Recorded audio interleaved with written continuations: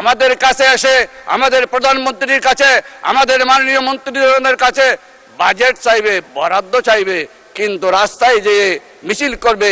সেই কারণে আমি একটি আল কোরআনের আয়াত বলতে চাই, ফাইন শাকারতুম লাযীদান্নাকুম ওয়া লাইন কাফারতুম ইন্না আযাবি লাশাদীদ। শুকর করতে হবে জীবনের, শুকর করতে হবে বরাদ্দের, শুকর করতে হবে মাননীয় প্রধানমন্ত্রী তারেক রহমানের, শুকর করতে হবে আমাদের মাননীয় মন্ত্রীদের।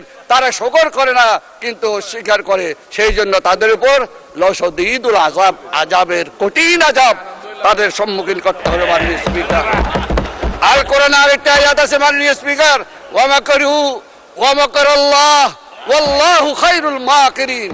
তোমরা বলেছো, তোমরা বুঝেছো, তোমরাই কৌশলী, আপনারাই কৌশলী, কিন্তু আল্লাহ বলছেন আমি শ্রেষ্ঠ কৌশলী। আর যারা আমার সাথে কৌশল খাটায় তাদের অবস্থা খুবই শোচনীয়। মাননীয় স্পিকার, মাননীয় সদস্য, খুব জরুরি না হলে পয়েন্ট অফ অর্ডারে দাঁড়াবেন না। পয়েন্ট অফ অর্ডার সমসাময়িক চলমান বিষয়ের উপর হতে হবে। এই চলমান বিষয়ের উপর বলবেন, বলুন। ধন্যবাদ মাননীয় স্পিকার।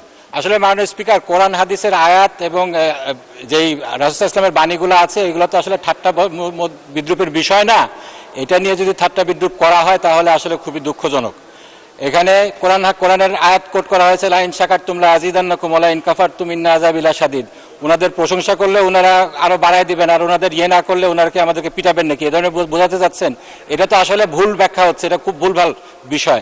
এ ব্যাপারে রাসূল ইসলামের কঠোর সতর্কবাণী এসেছে যে এইগুলা বিষয়ে ঠাট্টা বিদ্রুপ করার বিষয় না। আমি মাননীয় প্রধানমন্ত্রী যখন ছিলেন আমাদের দেশনেত্রী বেগম খালেদা জিয়া, সেই সময়ের একটা জাস্ট খালি ঘটনা উল্লেখ করছি। সেই সময় শাহবাগের সময় কোরআন হাদিস নিয়ে অনেক বিদ্রুপ হচ্ছে, ঠাট্টা তামাশা হচ্ছে।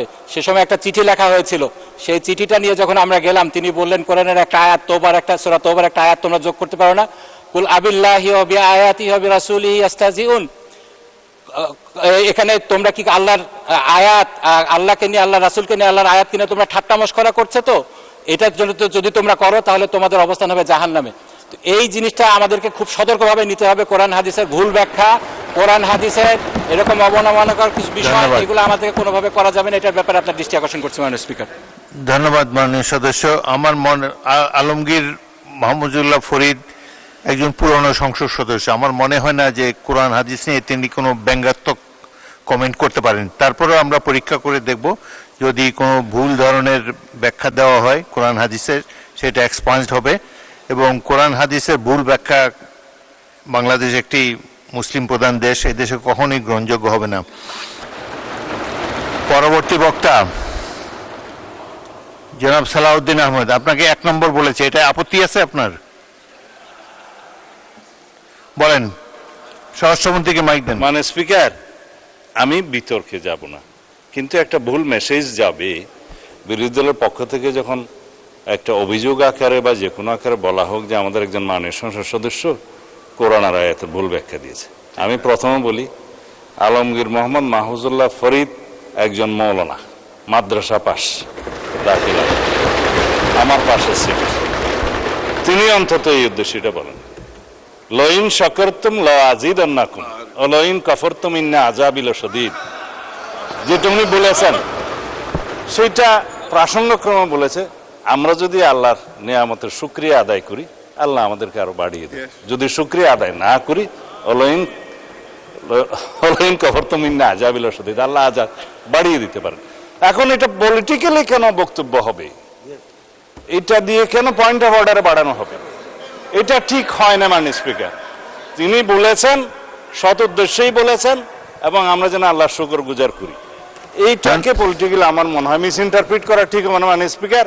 আমরা এই 92% মুসলিম দেশে, জনসংখ্যার দেশে, আমাদের এই মহান জাতীয় সংসদে কোন সংসদ সদস্যের বক্তব্য যদি ভুলক্রমেও ইসলামের প্রতি অবমাননা যদি মূলক হয়, এটা আমরা নিন্দা করব, কিন্তু এইভাবে পলিটিক্যালি ইউজ করা ঠিক হবে না মাননীয় স্পিকার। ধন্যবাদ।